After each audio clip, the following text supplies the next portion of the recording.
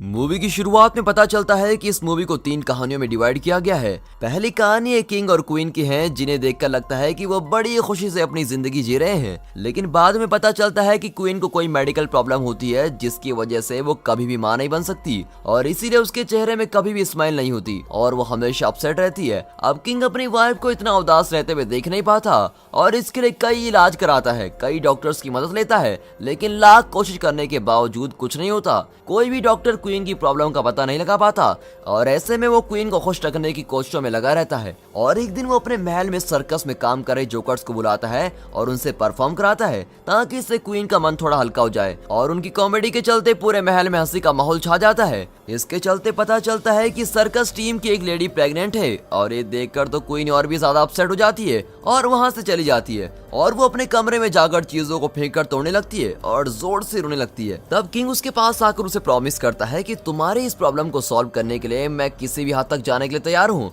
और ये मेरा वादा है। उस रात इन दोनों की ये प्रॉब्लम सॉल्व करने के लिए महल में कोई लंबा आदमी आया होता है और उनसे मिलकर कहता है कि मेरे पास क्वीन की इस प्रॉब्लम का ट्रीटमेंट है और मैं सब कुछ ठीक कर सकता हूँ। तब किंग उससे कहता है कि तुम्हारे जैसे तो कई लोग आ चुके हैं लेकिन कोई कभी कुछ नहीं कर पाया और सभी असफल होकर लौट गए हैं। तब वो आदमी जवाब देता है कि नहीं नहीं, मैं जरूर इसकी प्रॉब्लम को सॉल्व कर सकता हूँ, लेकिन ये इस पर डिपेंड करता है कि आप इसके लिए कौन सी हद तक जाने के लिए तैयार हो और कौन सी लेवल तक जा सकते हो, यानी ये सिर्फ आपके हाथों में है। और किंग उससे कहता है कि मैं तो कुछ भी करने के लिए तैयार हूँ, बस तुम बताओ तो करना क्या है। वो कहता है कि अब आपको एक बच्चे की यानी एक लाइफ की जरूरत है, लेकिन नेचर में हमेशा बैलेंस होना चाहिए और अगर हम उसे इम्बैलेंस करना जैसा कुछ करते हैं तो तुरंत उसे बैलेंस कर देना चाहिए। तो आपको अगर एक लाइफ चाहिए तो उसके बदले में एक दूसरी लाइफ का बलिदान देना होगा। और किंग भी उसके लिए मान जाता है और वो आदमी उसे अगली प्रोसेस बताता है और कहता है कि उसे एक सी क्रिएचर को मारकर उसके दिल को निकालकर एक वर्जिन लड़की जिसकी शादी नहीं हुई है उसको दिल को पकाने को कहना है और क्वीन को उस दिल को खाना होगा और ऐसा करते ही वो मां बन सकती है। और फिर अगले दिन किंग खुद ही उस क्रिएचर को पकड़ने के लिए एक जरूरी कॉस्ट्यूम्स पहनकर सी में उतरता है और वो गहराई में जाते ही उस क्रिएचर को देख लेता है जो एक मॉन्स्टर है और वो सो रहा होता है और किंग धीरे से जाकर उसे एक नाइफ से अटैक करता है और उससे लड़कर उसकी बॉडी को चीरकर फाड़ देता है। लेकिन इस फाइट में किंग भी घायल हो जाता है और वो मर भी जाता है, लेकिन मरने से पहले वो उस जानवर के दिल को निकालने में कामयाब हो जाता है और क्वीन उस दिल को बड़े प्यार से लेकर अपने महल में जाती है और उसकी एक प्योर वर्जिन मेड को उसको पकाने को कहती है। अब जब मेड उसको पका रही होती है तो वो कुछ अजीब सा फील करती है और उसको स्वेट होने लगता है। कुछ ही देर में अचानक वो भी प्रेग्नेंट हो जाती है और यहाँ क्वीन उस पके हुए दिल को खा लेती है और एज एक्सपेक्टेड वो भी प्रेग्नेंट हो जाती है। अब यहाँ क्वीन और वहाँ वो मेड दोनों सेम टाइम पर अपने बच्चों को जन्म देती हैं और दोनों ही बच्चे लड़के हैं। क्वीन के बेटे का नाम एलिस है और मेड के बेटे का नाम जॉन है। और अब 14 साल के बाद दिखाते हैं कि ये दोनों बच्चे बड़े हो चुके हैं और टीनेजर बन गए हैं। अब क्वीन भी हमेशा खुश नजर आती है क्योंकि वो एलिस की खुशी में अपनी खुशी ढूंढ लेती है और इसी तरह मेड भी जॉन के साथ खुश रहती है।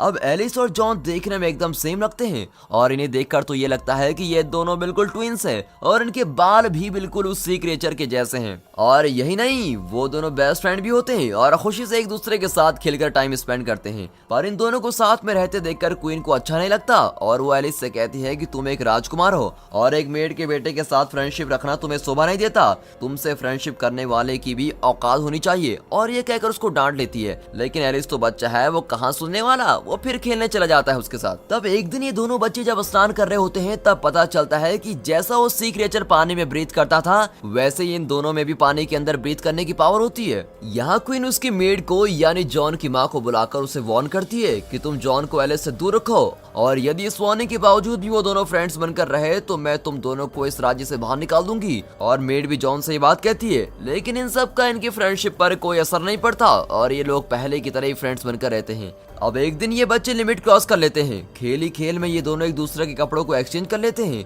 और जॉन उस महल में एलिस बनकर चला जाता है। अब जॉन के महल पहुंचते ही क्वीन को उस पर शक होता है और वो उसकी बॉडी की स्मेल से पहचान लेती है कि ये तो एलिस नहीं है और इससे वो बहुत ही गुस्से में आ जाती है। फिर वो जॉन से उस राज्य को छोड़ने को कहती है, लेकिन एलिस उसे जाने नहीं देता और बार बार उसे जाने से रोकता है। पर जॉन कहता है, यार भाई, तुम्हारी माँ ने तो मुझे जाने को कहा है और मुझे जाना ही होगा। फिर एलिस उसे रोकते हुए कहता है, अगर तुम्हें कुछ हो गया तो मैं कैसे जी पाऊंगा। तब जॉन उसे एक ट्री के पास लेकर जाता है और उस ट्री पर एक छुरा लेकर हल्के से कट कर देता है, तो देखते ही उसमें से पानी निकलने लगता है और वो साफ पानी होता है। अब जॉन कहता है ये देखो, जब तक इस ट्री से ऐसा पानी निकलता रहा तो समझ लेना कि मैं जिंदा हूँ, और जिस दिन ये पानी खून में बदल जाए तो समझ लेना मैं किसी मुसीबत में फंसा हुआ हूँ और मेरी जान को खतरा है। और ये कहकर वो चला जाता है। फिर एलिस अब रोज उस ट्री के पास जाकर चेक करता है कि उसमें से पानी निकल रहा है या खून, और ऐसे ही चलते एक दिन अचानक ट्री से खून निकलने लगता है। अब ये देखकर जॉन कोई प्रॉब्लम में फंसा होगा, इस बात को समझकर एलिस अपनी माँ को बिना बताए वहाँ से भाग जाता है और जॉन को ढूंढता है। अब बहुत जगह पर ढूंढने पर और कुछ ट्राई करने के बाद उसको जॉन के घर का पता मिल जाता है और वो उस एरिया में पहुंचकर कैजुअली चल रहा होता है।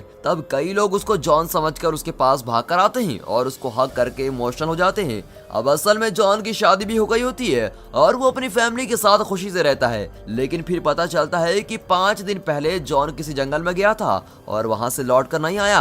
अब ये खबर मिलते ही एलिस भी जंगल में जाकर जॉन को ढूंढने लगता है। यहाँ महल में क्वीन एलिस को ढूंढकर थक जाती है और वो फाइनली उस आदमी के पास जाती है जिसने उसे माँ बनने के उपाय दिए थे और उसे उसकी हेल्प करने को कहती है। तब वो फिर से वही डायलॉग बोलता है कि अगर तुम्हें तुम्हारा बेटा वापस चाहिए तो तुम्हें एक बलि देनी होगी, और क्वीन भी इसके लिए राजी हो जाती है। वहाँ जंगल में जॉन को एक गुफा के अंदर दिखाया जाता है और उसका पूरा शरीर खून से लथपथ होता है और वो बहुत ही ज्यादा घायल भी है। तब दिखाते हैं कि एक बड़ा मॉन्स्टर उसको अटैक करने आ रहा है और वो बचाव बचाव करके चिल्लाने लगता है। तभी उसकी आवाज को सुनकर एलिस वहां पहुंच जाता है और उस मॉन्स्टर की गर्दन पर छुरा घूमकर उसको मार डालता है और जॉन को बचा लेता है। फिर एक ट्विस्ट दिखाते हैं कि इस मरे हुए मॉन्स्टर का रूप धीरे धीरे बदलने लगता है और पता चलता है कि वो एलिस की माँ है, यानी क्वीन है। अब जैसे उस आदमी ने कहा होता है कि एक लाइफ को बचाने के लिए दूसरी लाइफ की बलि देनी होगी, ठीक वैसे यहाँ उसकी माँ ने अपनी जान देकर उसकी जान बचाई होती है। अब एलिस महल में लौट आता है और वहाँ का राजा बनकर रूल करने लगता है। और इसी के साथ दोस्तों ये पहली कहानी खत्म होती है।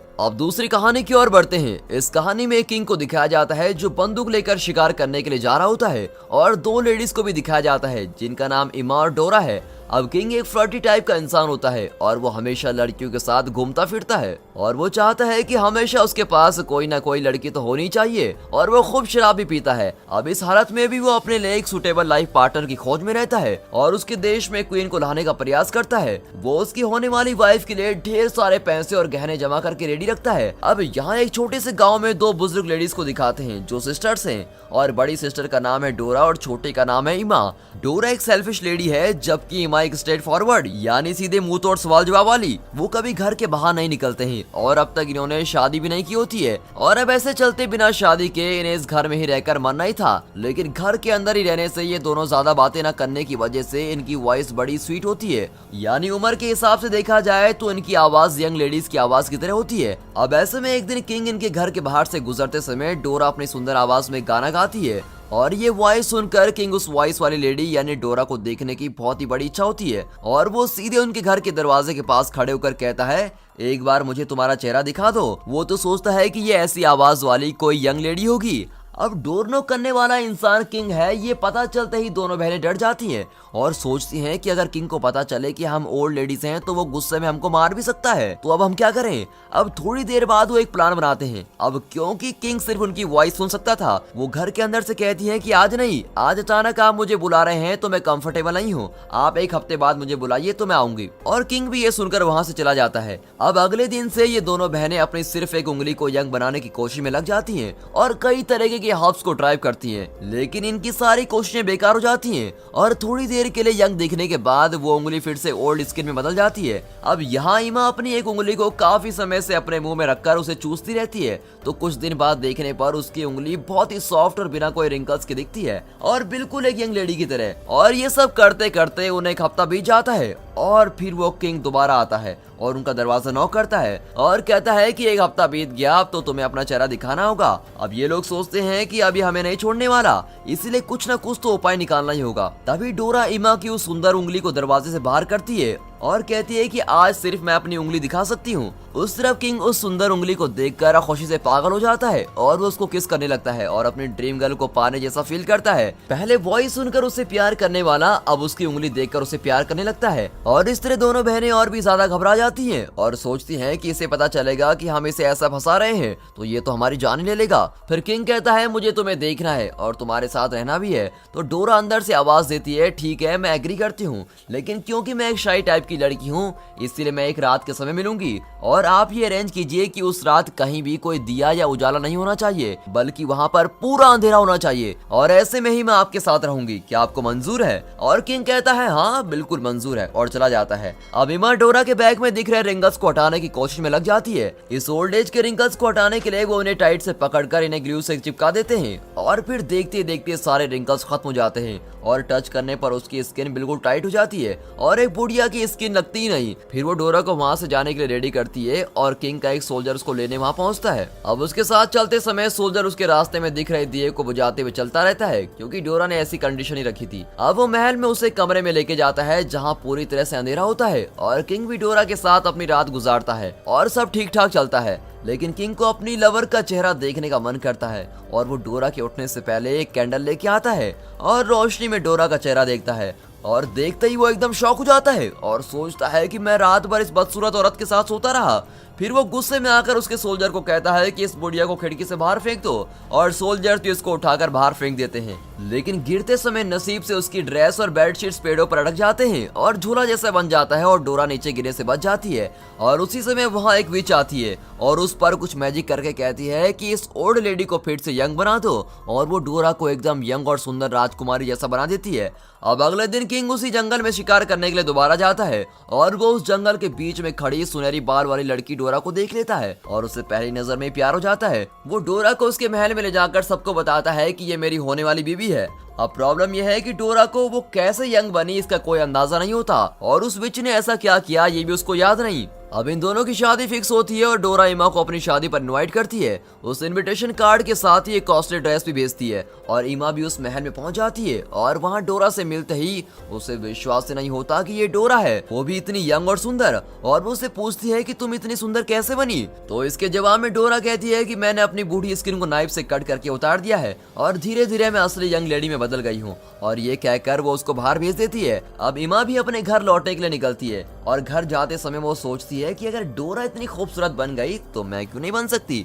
मैं भी तो बुढ़िया हूँ और मैं भी जवान हो सकती हूँ, मुझे भी यंग बनना है। और ये सोचकर चलते हुए वो रास्ते में एक नाइफ शार्पनर से यानी एक धार वाले आदमी को देखती है और वो उसके पास जाकर उसकी स्किन को उतारने के लिए हेल्प मांगती है और कहती है मैं तुम्हें अपने सारे गहने दे दूंगी, बस तुम मेरी स्किन उतार दो। और ये कहकर वो अपने सारा कीमती नेकलेस उसको दे देती है। ये आदमी तो इससे भी बड़ा बेवकूफ निकला। उसकी बात मानकर वो उसको एक जंगल में लेके जाता है और एक पेड़ पर बांध देता है और उसकी स्किन को एक एक करके नाइफ से उतारने लगता है। अब पूरी स्किन निकालने के बाद ऐसी हालत में इमा उस महल की तरफ जाती है और चलते चलते रास्ते में गिरकर मर जाती है। यहाँ महल में खुशी से लाइफ गुजारने वाली डोरा अचानक अपनी स्किन में आए हुए कुछ रिंकल्स को देख लेती है और वो फिर से बूढ़ी बनने जैसा फील करती है और किंग के देखने से पहले ही वो उस महल से बाहर निकलकर भागने लगती है और महल के बाहर निकलते ही वो फिर से एक ओल्ड लेडी में बदल जाती है और यहाँ कभी लौट कर नहीं आना है ये सोचकर वो तेजी से भागते हुए नजर आती है। और दोस्तों इसी के साथ ये दूसरी कहानी भी यहाँ पर खत्म होती है। अब देखते हैं मूवी की तीसरी कहानी। इस कहानी में भी एक किंग को दिखाते हैं जो एक छोटे कद का आदमी है और वो कुछ अजीब टाइप का है। उसकी वाइफ कई साल पहले मर चुकी है और उसकी एक बेटी होती है जिसका नाम वॉयलेट है और किंग वॉयलेट को दिल से प्यार नहीं करता। अब एक दिन किंग उसके हाथ पर एक पैरासाइट इंसेक्ट को देखता है जो उसका खून पी रहा होता है। अब उसे मारकर भगाने के बजाय वो उसको खुद अपना खून देता है और उसको पालता है। ऐसे ही रोज चलता है और वो पैरासाइट खून पीकर बड़ा होने लगता है। यहाँ वॉयलेट अपनी शादी के सपने देख रही होती है और उसको राजकुमार कैसा होगा, कहाँ से आएगा, इन सब के बारे में सोचने लगती है। लेकिन किंग को इन सब में कोई इंटरेस्ट नहीं होता। अपनी बेटी की शादी के बारे में सोचने के बजाय वो उस पैरासाइट को पालना और उसके साथ खेलने में लगा रहता है। अब एक दिन उसने जिस पैरासाइट को बड़े प्यार से पाला होता है वो बड़ा होकर कोई डिजीज से मर जाता है। फिर किंग उसकी बेटी की शादी करने की बात करता है और उसके लिए वो एक कंपटीशन रखता है और कहता है उस कंपटीशन में जो जीतेगा उसी से मेरी बेटी की शादी होगी। और वायलेट भी इसके लिए मान जाती है पर वो थोड़ा अपसेट होती है क्योंकि उसने अपने होने वाले हस्बैंड को खुद ही चूज करना था पर उसके पिता ने जल्दबाजी में सब कुछ अरेंज कर दिया है और किंग की बातों का मान रखने के लिए वो राजी हो जाती है। अब इस कंपटीशन के चर्चे उस देश में ही नहीं बल्कि बाहर के देशों में भी होने लगते हैं। तो कंपटीशन ये होता है कि किंग ने उस पैरासाइट की स्किन निकाल कर महल में रखी होती है तो आने वाले राजकुमारों को उसे देखकर ये पता लगाना होता है कि इस इंसेक्ट का नाम है क्या। और किंग कहता है कि उसे जिसने सही से पहचाना उसी से मेरी बेटी की शादी होगी। अब वहाँ कई युवक आते हैं और उस स्किन को गौर करते हैं और उसको टच करके फील भी करते हैं लेकिन कई टेक्निक्स और कोशिशों के बाद भी वो उसका नाम नहीं पहचान पाते। अब असल में ये पैरासाइट की स्किन छोटी होती है, लेकिन किंग ने इतनी बड़ी स्किन को वहां रखा होता है और इसीलिए उसको कोई पहचान नहीं पाता। अब कुछ देर बाद अचानक वहाँ एक राक्षस कुल का आदमी आता है जिसका नाम ओगरे है और वो दिखने में बहुत ही बदसूरत है। किंग के सोल्जर्स उसको अंदर आने से रोकते हैं, लेकिन वो कहता है कि वो इस कंपटीशन में भाग लेगा। फिर वो क्या करते हैं, वो उसको अंदर आने देते हैं। अब वो उस स्किन के पास जाकर उसको बड़े गौर से स्मेल करने लगता है और सुना है कि राक्षस कुल के लोगों में चीजों को सूंघने की शक्ति बहुत ही ज्यादा होती है। और ऐसे ही कुछ देर सूंघने के बाद वो उस पैरासाइट का सही नाम बता देता है और ये सुनते ही वायलेट वहां से तेजी से भागकर महल के छत पर जाकर सुसाइड करने का ट्राई करती है।